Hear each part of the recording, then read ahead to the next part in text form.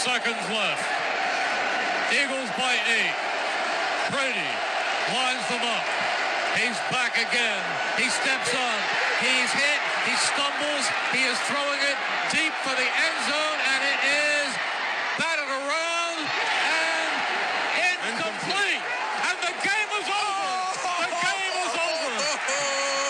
The Philadelphia Eagles are Super Bowl champions. Eagles fans everywhere, this is for you.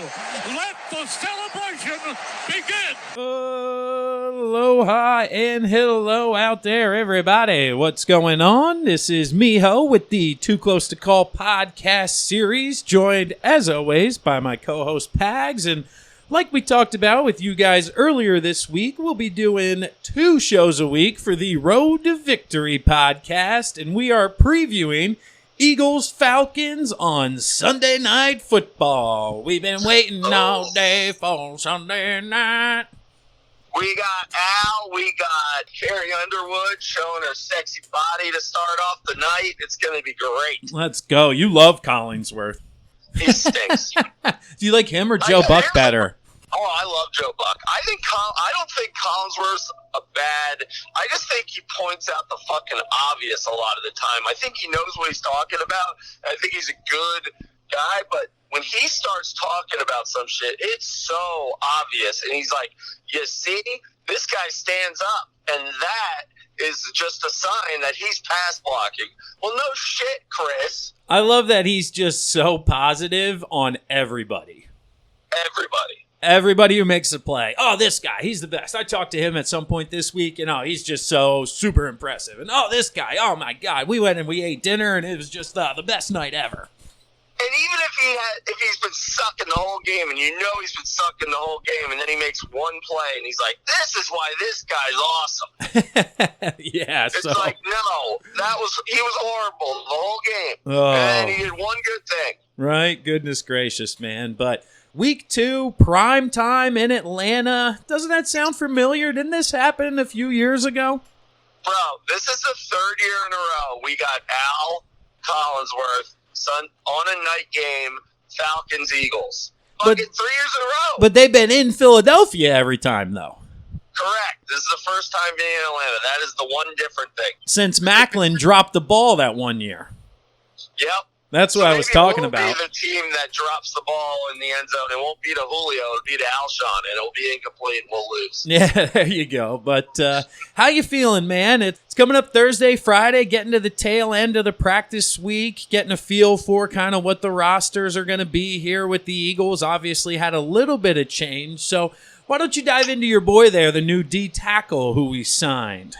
Keem Spence, you want to say this is a great signing and it's more depth for the D-line. Obviously losing Malik Jackson sucks, and I said to wait around. Well, he's done for the year. They waited around 2 days, and we got our guy. Yeah, Howie Roseman clearly heard your prediction and was like, what's that? I got to do the opposite. Of course. Yep. Sign somebody now. How about that, though, man? Liz Frank. Nobody outside of the city limits of Philadelphia gets a Liz Frank injury, and everybody inside the city limits does. Oh, it sucks. And, hey, 10.5 sacks in his career, 57 starts. He's a veteran. I'm not expecting the world out of him. I'm not expecting the world, but I'm expecting him to be able to go out there and hold his own. So I think he's going to be our number 4 D-tackle now. Yeah, that sounds about right.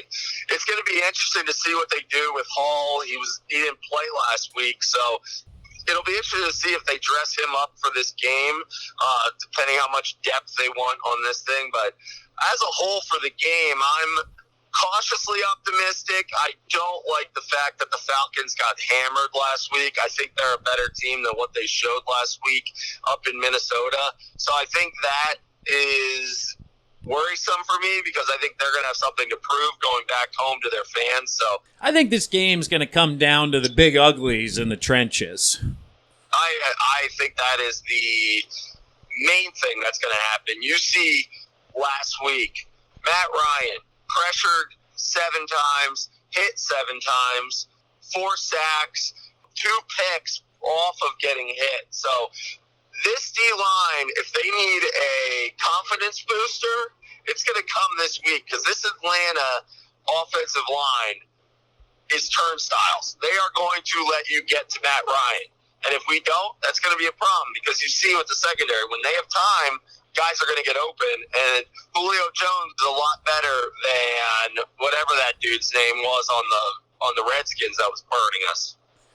It's definitely a concern, man, because thinking back to the Redskins games, there were certainly times where our front four was getting nowhere close to Case Keenum, and I know the word going into that week was that Washington's offensive line was not at full strength. They're missing their all-world left tackle, a few other missing pieces, plug-and-play options, and we still really didn't get home. So I guess, what do you think the adjustments will be defensively in order for them to get pressure, or do you just think it's a matter of those front four winning individual matchups? That's what I think it is. I think the big key is going to be on Fletcher Cox. I think he can own the guards that are on top of him this week. And Derek Barnett, you want to see him take another step forward in this career of his where to be the guy that gets home and becomes one of these prominent defensive ends in football. I just love the classic argument every year when we don't get a lot of pressure in a game and all the fans freak out and say, Jim Schwartz needs to blitz more. Jim Schwartz is not going to blitz more. We have seen that the last 3 years. He is not going to blitz. It's just not what he does on the defense. It's depending on the D-line getting home, and that's what he's going to do. Every now and then we'll throw pressure in there, but that's just not what he does. I don't have a problem with the frequency of his blitzes. My issue is the disguising of his blitzes. He's horrible at that. Like, when he brings people, you know who's coming, and a lot of it is not, oh, this D tackle drops back, or it's a zone blitz, or I'm bringing a safety on a delay, or a corner off the edge. It's pretty much everybody's at the line of scrimmage, and we're all coming. Everybody knows it. It's just a matter of a jailbreak, put the corners one-on-one, and I get that, but just sometimes I want a little bit more complexity, and I think quarterbacks like Matt Ryan, especially if you do blitz and don't get there, they're going to eat you alive. Yeah. And you're right, it's the disguising of it. He does not do that. And as an offensive lineman, there's nothing easier than when you see the blitz coming, you're like, oh, okay, yeah. All right, this guy's coming through the A-gap. I got it.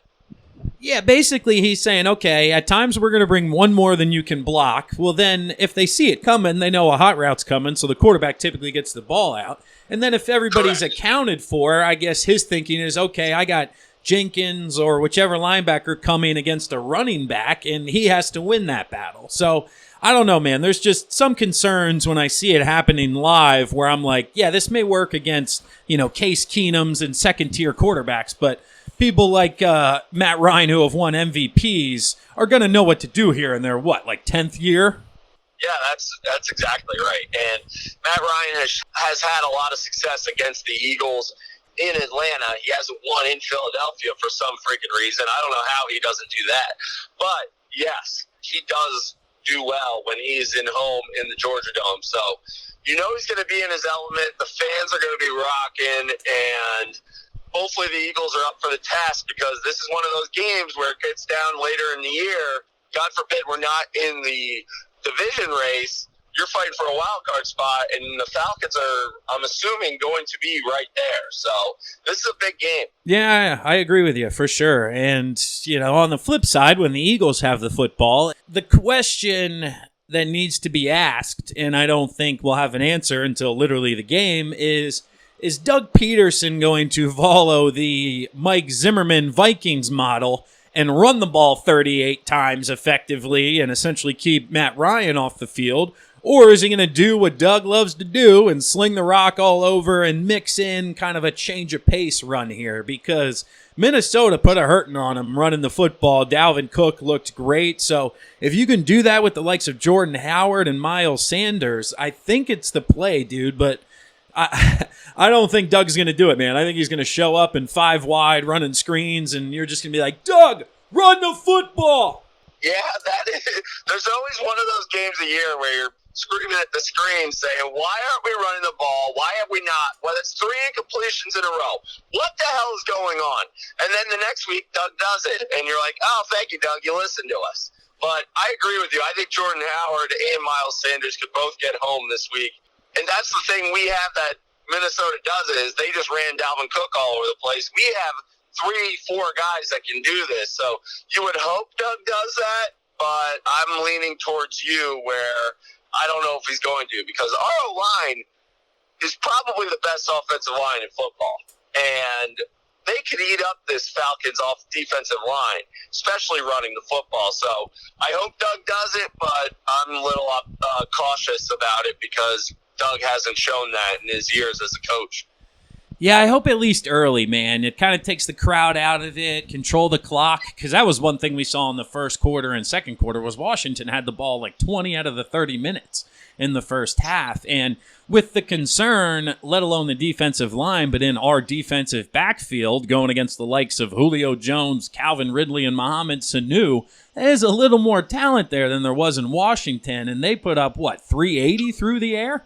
Those 3 are a whole nother animal when it comes to receiving core. I think McLaurin is the guy I was trying to think of for the Redskins. This is a whole nother level. Granted, all of our D-backs have seen these guys the last 3 years, so they know their tendencies. They know Matt Ryan's tendencies, so you'd hope that they have a little leg up on that. But on the same side, Matt Ryan knows exactly what the fuck he's getting out of these cornerbacks, so we'll see what happens. Yeah, I don't know, man. I don't think it's going to be a test for. You sound a little doubtful with this game. I don't know, man. The Falcons getting their ass kicked coming home. Everybody knows the statistics when you start 0-2 and making the playoffs, and I know Atlanta has obviously playoff aspirations. So the message in Atlanta all week is going to be that we can't go 0-2. This is a huge game. It's the home opener. It's a night game. The Eagles haven't had the most success down in Atlanta in the dome down there. And, oh, baby, dude, I don't know. There's things that are going to happen. And I guess a question to you is, one of them, I think, is turnovers. And the Eagles haven't caused any turnovers in recent games. And I know it's been one this year, but going back to last year, it just seems to be they've been forcing the offense to put together these long drives. So what do you think they can do to create more turnovers, or is it just a matter of that's how the game goes? What did you guys do at practice when you kind of focused on creating more turnovers? Just fly into the ball, and when you fly to the ball and you have a guy going for the ball while the other guy's securing the tackle, that's where it all stems upon, is being aggressive for the ball. And you can't have drops like Ronald Darby did where he had the clear pick, which should have been a pick 6. He just drops it through his hands.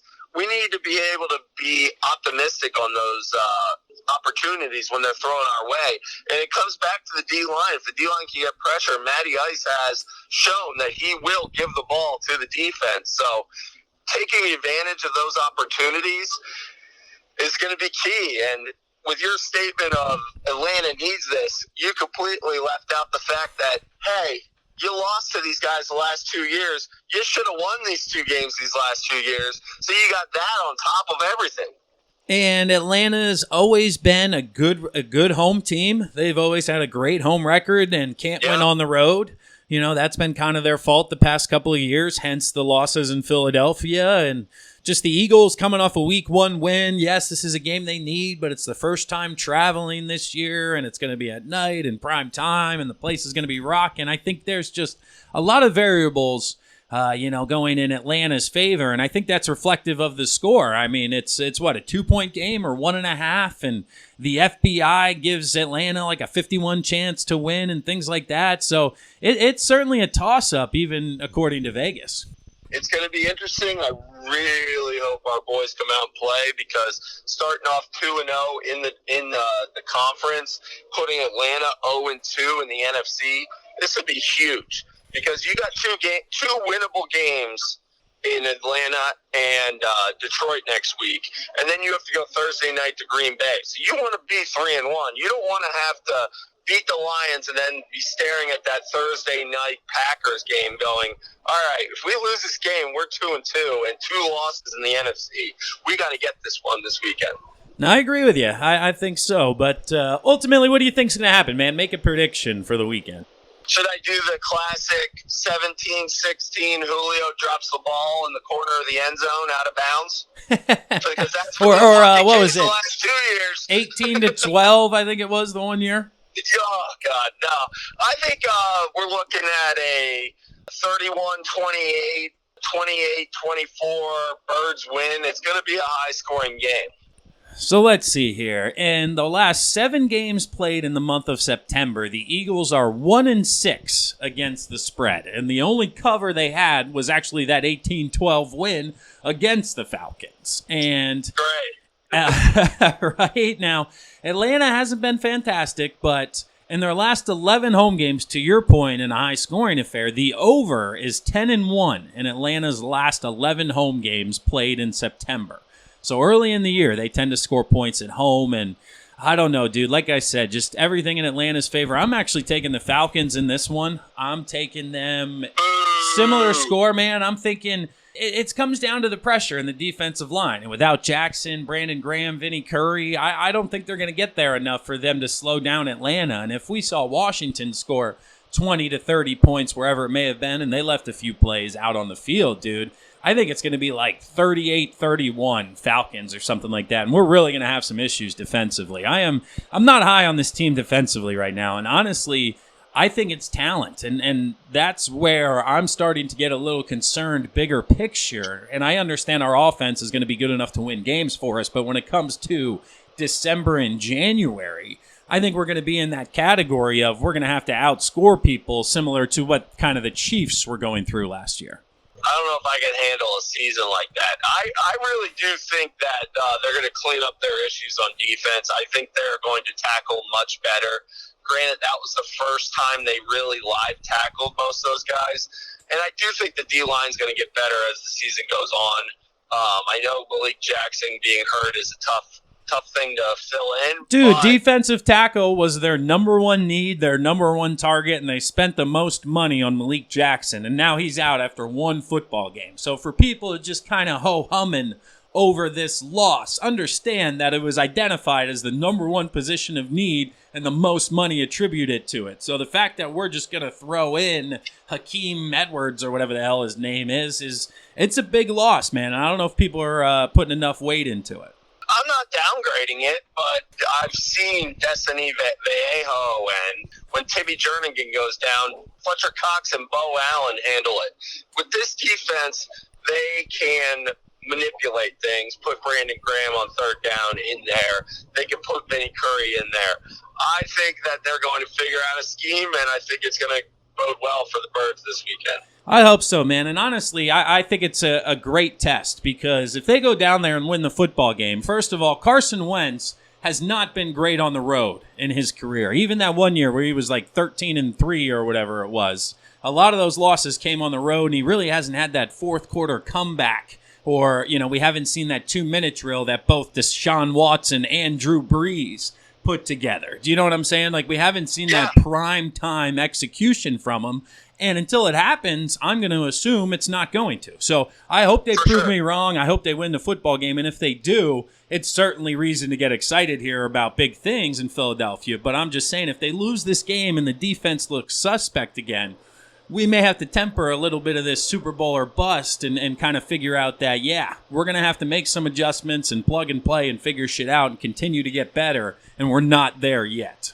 Yes, it's going to be a test, and you're right. If they lose, we're going to have some questions, but if they win, man, it's going to be hard not to be really excited. Yeah, exactly, because you get the home Lions, then you go into Green Bay 3-1 with, not a lot to lose there. So certainly a big one on Sunday, and I think they can win the football game. I'm just saying that based on some of the variables, the conditions, and how I feel, it's going to be a tough one for sure. Okay, well, we'll see what happens. You guys, hit us up on the hotline. Hit us up Sunday at 8 o'clock. right before the game. I want to hear some Birds chants. I want to hear some predictions, and then we'll see if you're right after we hit up the Hotline podcast the next week. So hit us up on the Hotline. Kev, give them that number. That number is 484-238-0735. It'll go right to a voicemail. Leave your name, where you're from, give us your take. 484-238-0735. All right, and then get on social media. Tag us in some videos of you guys watching the game. I want to see all kinds of Birds fan shit going on. It's going to be an exciting time, guys. Big game. Let's get it. Go Birds. Later. Peace. E-A-G-L-E-S, Eagles! 9 seconds left. Eagles by 8. Brady lines them up. He's back again. He steps on. He's hit. He stumbles. He is throwing it deep for the end zone, and it is batted around and incomplete. And the game is over. The game is over. The Philadelphia Eagles are Super Bowl champions. Eagles fans everywhere, this is for you. Let the celebration begin.